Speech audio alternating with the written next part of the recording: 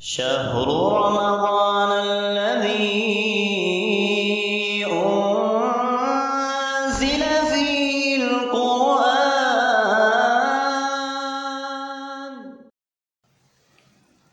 إن الحمد لله نحمده ونستعينه ونستغفره ونعوذ بالله من شرور أنفسنا ومن سيئات أعمالنا من يهده الله فلا مضل له ومن يضلل فلا هادي له أشهد أن لا إله إلا الله وحده لا شريك له وأشهد أن محمدا عبده ورسوله أما بعد أعوذ بالله السميع العليم من الشيطان الرجيم يا أيها الذين آمنوا كتب عليكم الصيام كما كتب على الذين من قبلكم لعلكم تتقون. سامعین محترم، یہ تجربہ بارہا ہم نے کیا ہے کہ زمین بنجر ہوتی ہے، عرصہ دراز سے بارش نہیں ہوئی ہوتی، بنجر زمین کے اندر نیم مردہ بیج اور جڑیں پڑی ہوتی ہیں. اچانک ابر رحمت برستا ہے، بارش آتی ہے، تو وہی مردہ زمین کے اندر ایک مردہ قسم کے بیج اور جڑیں پڑی ہوئی تھی، تو برسات کی ایک فوار سے ہی ان کے اندر ایک رمق، زندگی کے رمق پیدا ہوتی ہے، اور دیکھتے ہی دیکھتے چند ایام بعد وہ میدان جہاں گرد و غبار اڑ رہی تھی، سبزے کا نام و نشان تک نہ تھا، تو انہی جگہ پر ہم دیکھتے ہیں کہ طرح طرح کا سبزہ، طرح طرح کی جڑی بوٹیاں اگاتی ہیں. حالانکہ ان میدانوں میں، ان راستوں پر، ان گلی محلوں کے اطراف پر ہم نے بیج نہیں ڈالے ہوتے، تو وہ پہلے کے گرے ہوئے بیج جو اب مردہ قسم کے ہو چکے تھے، بارش کے آتے ہی ان کے اندر زندگی اور رونق پیدا ہوتی ہے، اور برسات کے موسم میں چاروں طرف ہمیں خوبصورت سبزہ لہلہاتا نظر آتا ہے. کچھ ایسا ہی معاملہ انسانی زندگی کا بھی ہے کہ انسان گناہ اور جرائم کرنے کی وجہ سے روحانیت اس کی مردہ ہو جاتی ہے. تو جب مردہ ہونے کے قریب ہوتی ہے اور بعض کی مردہ ہی ہو جاتی ہے، تو اللہ تعالیٰ رمضان المبارک کا مہینہ بھیجتے ہیں تاکہ انسان کی روحانیت کی آبیاری ہو. تو یہ رحمتوں اور برکتوں والا مہینہ آتا ہے، تو ہم دیکھتے ہیں کہ وہ لوگ جن کا پہلے مسجد کے ساتھ تعلق بہت کمزور تھا، قرآن سے تعلق بھی بڑا کمزور تھا، اب وہ بھی مسجد کی طرف کھینچے آتے ہیں، وہ بھی قرآن کو ہاتھوں میں اٹھائے نظر آتے ہیں. کوئی تلاوت کرتا ہے، کوئی ترجمہ پڑھتا ہے، کوئی کیسٹ کے ذریعے ان کو سنتا ہے. تو بہرحال کسی نہ کسی طرح ہر ایک اللہ کی طرف تقرب حاصل کرنے کی کوشش کرتا ہے، اللہ کا قرب تلاش کرتا ہے. اس اعتبار سے یقیناً رمضان المبارک کا مہینہ انسان کی روح اور انسان کا جسم، روحانی اور جسمانی دونوں قسم کی طہارت اور پاکیزگی کا ذریعہ ہے.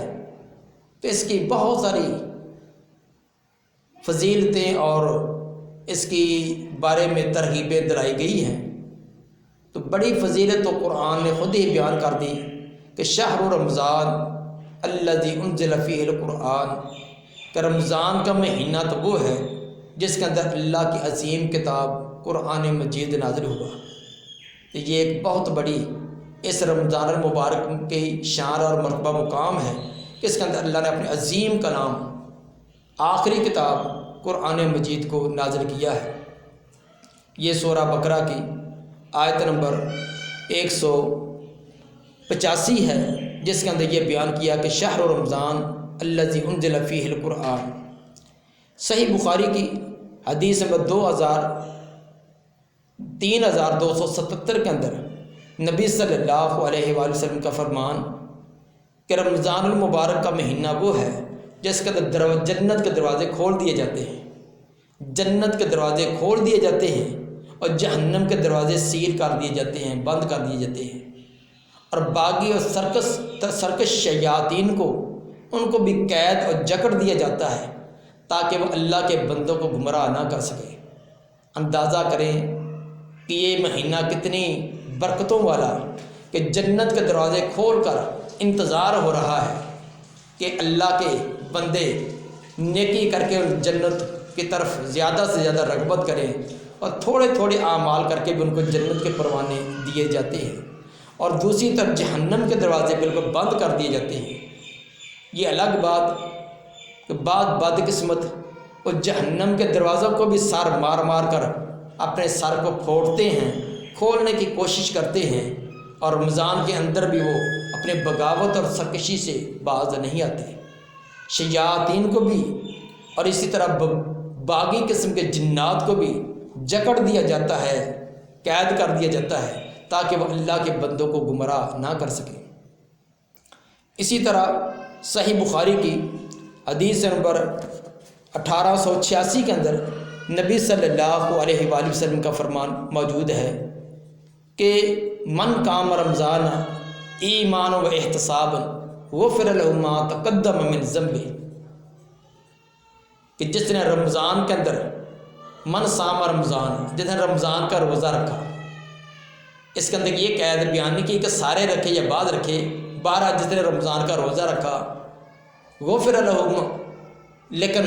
ایمان بھی صحیح ہو اور ثواب کی نیت ہو، صحیح ایمان، خالص پیور ایمان ہو، اللہ کی ذات میں، صفات میں، اختیارات میں کسی کو شریک نہ کیا ہو، صحیح ایمان ہو، و احتساباً، اجر و ثواب کی نیت ہو، دکھلاوا مقصود نہیں،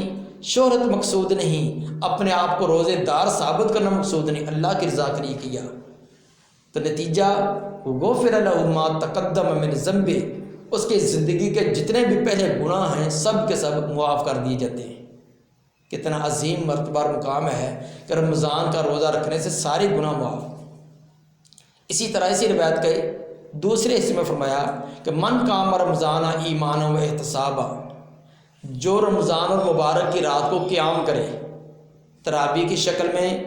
انفرادی شکل میں راتوں کو قیام کرے، وہ بھی ایمان صحیح ہو اور ثواب کی نیت سے کرے، غفر له ما تقدم من ذنبه، اس کے لیے بھی یہی اللہ کی طرف سے عظیم رحمتیں اور برکتیں کہ زندگی بھر کے اس کے سارے گناہ معاف۔ یہ صرف رمضان المبارک کو یہ شرف حاصل ہے کہ دن کا روزہ، رات کا قیام کتنے مرتبہ اور مقام اور فضیلت کا یہ سبب بنتا ہے۔ اسی طرح صحیح بخاری حدیث نمبر 1960 سے قبل ترجمۃ الباب کے اندر نبی صلی اللہ علیہ وسلم کا وہ فرمان، آپ نے فرمایا کہ وہ انسان بڑا بدبخت ہے جو رمضان کا مہینہ پائے اور اپنے گناہوں کی معافی نہ کروا لے۔ تو یہ مستدرک، بلکہ یہ روایت مستدرک حاکم کی ہے، صحیح بخاری کی روایت نہیں، مستدرک حاکم کے جلد 4 صفحہ 153 اور صحیح ابن حبان کی حدیث نمبر یہ 1888 ہے، اور یہ روایت کچھ تفصیل کے ساتھ آئی ہے جو آپ نے خطباء سے سنی بھی ہے کہ ایک دن آپ اپنے ممبر پر تشریف فرما ہوئے تو پہلے پائیدان پر، پہلی سیڑھی پر پاؤں رکھا تو آمین، دوسری پر آمین، تیسری پر آمین۔ بعد کے اندر پوچھنے پر آپ نے فرمایا کہ جبریل امین میرے پاس آئے تو انہوں نے 3 قسم کے لوگوں کے لیے بد دعا کی کہ وہ اللہ کے رحم سے دور رہے، اور ان 3 قسم کے لوگوں میں سے ایک وہ بھی تھا جو رمضان المبارک کا عزت احترام والا مہینہ، مغفرتوں والا مہینہ پائے اور اپنے گناہ معاف نہ کروا لے تو بھی اللہ کے رحم سے دور اور بعید رہے۔ جبریل نے یہ بد دعا کی تو آپ فرماتے میں نے آمین کہی۔ اب اندازہ کیجئے کہ کتنا بد نصیب ہے وہ انسان کہ جس کے لیے فرشتوں کے سردار جبریل بد دعا کرے اور انبیاء کے سردار حضرت محمد صلی اللہ علیہ وسلم پر آمین کہیں، کتنا بد نصیب رہے گا۔ اور ان بد نصیبوں میں سے وہ بھی کہ جو رمضان کا مہینہ پائے اور اپنے گناہوں کو معاف نہ کروا لے۔ اسی طرح صحیح بخاری کی حدیث نمبر 1960 سے قبل ترجمۃ الباب کے اندر صحابہ کرام ان کا یہ طریقہ کار بیان کیا گیا کہ وہ اپنے بچوں کو بھی روزہ رکھواتے تھے. جس طرح کہ عمر رضی اللہ تعالیٰ عنہ نے ایک بے روز کو دیکھا اور اس کی پٹائی بھی کی اور اس کو زجر و تنبیہ کرتے ہوئے کہا کہ ویلا کا کہ تیرے لیے افسوس ہو، سبھی ہمارے تو چھوٹے بچے جو ہیں انہوں نے بھی روزے رکھے ہوئے ہیں اور تو اچھا بھلا ہو کر روزہ نہیں رکھتا. اس طرح صحابیات اپنے چھوٹے بچوں کو ان کو روزہ رکھواتی، جب وہ بھوک پیاس کی وجہ سے روتے یا مانگتے تو ان کو کھلونے دے دیتی تاکہ وہ اس کے اندر رغب ان کے اندر مشغول ہونے کی وجہ سے کھانے پینے کی طرف توجہ نہ آئے. یہ بھی بخاری کی حدیث 1960 سے قبل ترجمۃ الباب کے اندر صحابیات کا یہ تذکرہ موجود ہے. تو اسی طرح رمضان المبارک کے اندر عمرہ جو ہے اس کو حج کے برابر اس کی فضیلت رکھی گئی ہے. یہ بھی صحیح بخاری کی حدیث نمبر 1863 کہ رمضان المبارک کے اندر کا جو عمرہ ہے یہ حج کے برابر اس کی فضیلت اور مقام رکھتا ہے. تو اس لیے وہ لوگ جو اس کی استطاعت رکھتے ہیں تو وہ بھی اس نیکی کے اندر اگر اس نیکی کو کریں تو ان کے لیے بڑی فضیلت ہوگی. اسی طرح صحیح مسلم کی حدیث نمبر 233 میں ہے کہ ایک رمضان دوسرے رمضان تک گناہوں کا کفارہ، جس نے گزشتہ رمضان کے روزے رکھے اور اس کے بعد دوبارہ یہ 11 مہینے بعد پھر رمضان آ رہا ہے تو یہ 11 مہینے کے کیے ہوئے گناہ یہ رمضان اس کا کفارہ بن جائے گا. تو یہ بھی اس رمضان کے مہینے کی ایک بڑی فضیلت ثابت ہوئی کہ یہ سابقہ گناہوں کا کفارہ. لیکن ان گناہوں سے مراد اکثر اہل علم کے نزدیک صغیرہ گناہ ہے. کبیرہ گناہ کے لیے توبہ لازم ہے تو صغیرہ گناہ یہ معافی کا ذریعہ بنتے ہیں. تو کبیرہ بھی ہو سکتے ہیں، جو رمضان رکے گا وہ توبہ استغفار تو کرے گا ہی. جو یقیناً پورا دن بھوکا پیاسا ہے تو نماز کے اندر یا نماز کے بعد استغفر اللہ استغفار توبہ یہ کرے گا ہی، تو یقیناً اس کے ساتھ توبہ استغفار سے کبیرہ گناہ بھی معاف ہو جائیں گے. اسی طرح ایک دوسری مسند احمد کی جلد نمبر 2 صفحہ 174 پر اور سنن نسائی کے اندر بھی یہ روایت موجود ہے کہ نبی صلی اللہ علیہ وآلہ وسلم نے فرمایا کہ قیامت کے دن روزہ اور رمضان کی راتوں کا قیام، روزہ اور رمضان کی راتوں کا قیام یہ دونوں ہی انسان کے سفارشی بن کر آئیں گے.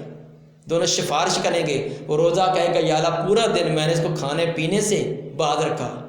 سخت پیاس تھی، سخت بھوک تھی، کوئی دیکھنے والا نہیں تھا، تنہائی تھی، لیکن اس کے باوجود اس نے اپنے منہ کے اندر کوئی چیز نہیں ڈالی. اور رمضان کا قیام کہے گا کہ یا اللہ پورا دن بھوک پیاس برداشت کی تھی تو رات کو پھر یہ لمبا قیام کرتا رہا. یہ دونوں سفارش کریں گے. تو آپ صلی اللہ علیہ وآلہ وسلم فرماتے ہیں کہ رمضان کے روزے کی اور رمضان کے راتوں کے قیام کی سفارش اللہ قبول فرما لے گا، قبول کرے گا. گویا کہ یہ دونوں سفارشی بنیں گے. اسی طرح صحیح بخاری کی حدیث نمبر 1896 کے اندر نبی صلی اللہ علیہ وسلم کا یہ فرمان بھی ہے کہ جنت کے دروازوں میں سے ایک دروازہ جس کا نام ہے ریان سرابی، سیراب کرنے والا دروازہ. تو جو دنیا کے اندر بھوکے پیاسے رہے روزہ رکھنے کی وجہ سے تو قیامت کے دن اللہ ان کو ریان دروازے سے داخل کرے گا. تو یہ ان کا خصوصی ایک اہتمام ہوگا کہ اسپیشل وہ دروازے جس کا نام ہی اوپر اللہ تعالیٰ نے ریان رکھا ہوا تاکہ پتہ چلے کہ یہ تھے جو گرمی میں سردی میں جیسا بھی موسم آتا بھوک پیاس تمام قسم کے برداشت کر کے اللہ کی رضا کے لیے روزہ رکھا کرتے تھے. اسی طرح صحیح بخاری کی حدیث نمبر 1894 کے اندر یہ حدیث بھی یہ فرمان بھی نبی کا موجود ہے کہ روزے دار کے منہ کی خوشبو، روزے دار روزہ رکھتا ہے تو بھوک کی وجہ سے معدے سے منہ کے راستے جو سمیل اور ایک بو سی آتی ہے یہ اللہ کو کستوری سے بھی زیادہ پسند ہے. کیا ہی بات ہے روزے دار کی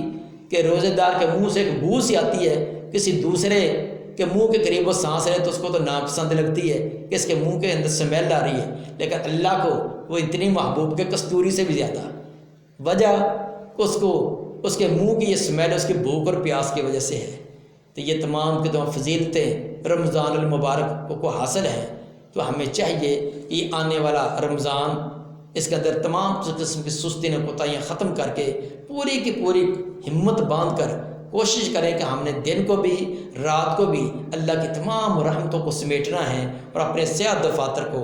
گناہوں کو ان کو معاف کروانا ہے. اللہ تعالیٰ ہمیں توفیق عطا فرمائے. سبحان ربک رب العزت عما یصفون والسلام علی المرسلین والحمد للہ رب العالمین.